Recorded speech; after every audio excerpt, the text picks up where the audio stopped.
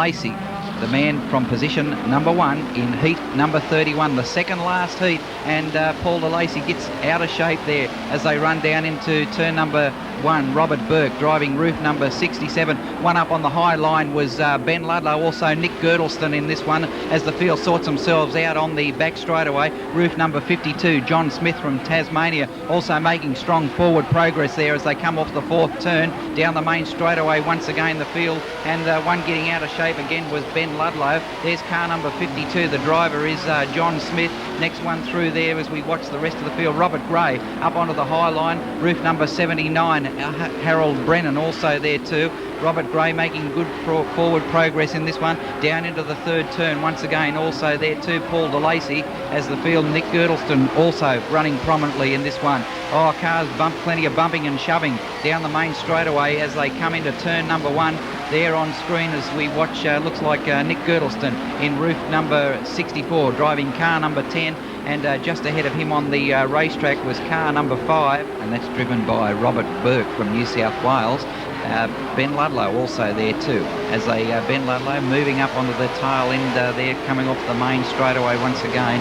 Certainly plenty of action in this one. Roof number 27 is Paul DeLacy. The two West Aussies having quite a scrap here further back in the field. Good outside pass that by Ben Ludlow. He moves up one more position in the field as they go down into the bottom section of the course once again. Graham Fort from Victoria is the race leader. Next one through is roof number 52, John Smith from Tasmania, of course, down in the pit turn once again, and Graham Fort having driven well and driven superbly, consistent performances right throughout these heats, and Graham Fort leading heat number 31 down into turn 3 once again, but still got plenty of work to do because right behind him there is John Smith, and now just to make things even more interesting, Ben Ludlow looms into contention once again. So Benny Ludlow right up onto that high line now, looks away around, looks for a possible outside run there on John Smith, who in turn is doing everything in his power to get by Graham Fort down into turn 3, down into the bottom section of the course, and again, just like the previous heat,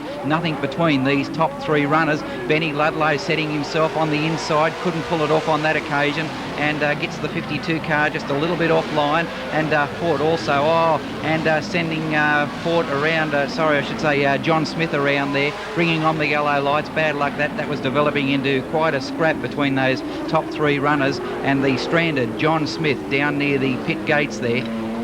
Bad luck indeed for John Smith. Just awaiting the restart now for this eventful heat. Oh, and there you can see on camera, John Smith obviously got a tyre problem there, that inside rear tyre flat, down into the bottom turn they go once again. Oh yes, and John Smith drops it in the pit turn and bringing down Paul DeLacy also there to Robert Burke.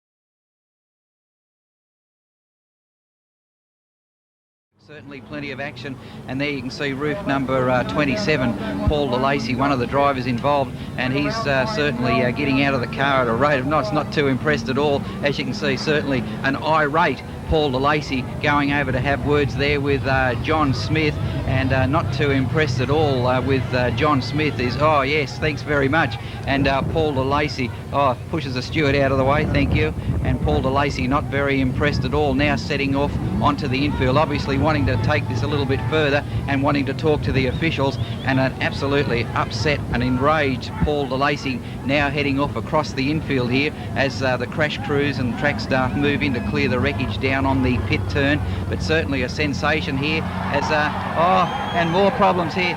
Well, it's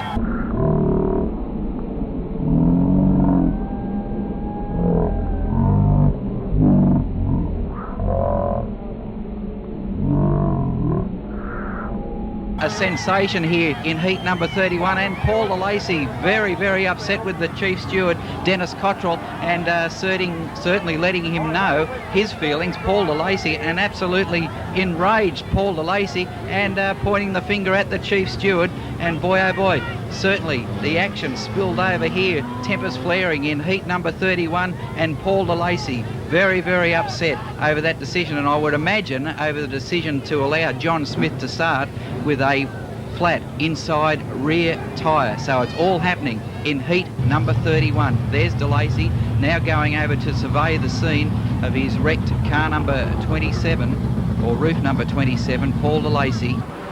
Set to go racing once again in a sensational heat number 31 of the Coca-Cola Pennzoil Australian Super Sedan Championship as they go down into the pit turn once again, and Fort still leading from Ben Ludlow. Tucked away there in third position is Nick Girdleston as they run onto the back straightaway. Graham Fort, the race leader. Here comes Benny Ludlow setting himself for a big outside charge once again. Looks now onto the inside as they come off turn 4. Couldn't pull it off.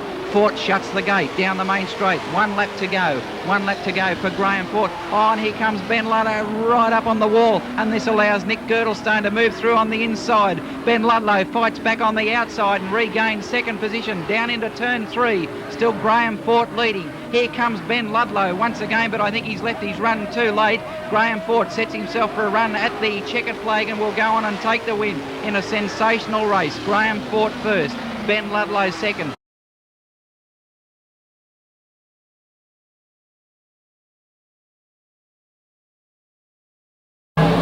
Now the black flag is about to be given to Charlie Schwartz officially. He has been told that he has been black flagged early in the race.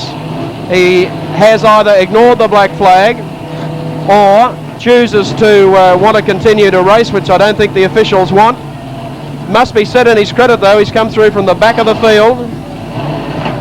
Combs still sitting in his car, becoming somewhat perturbed as to what has actually happened.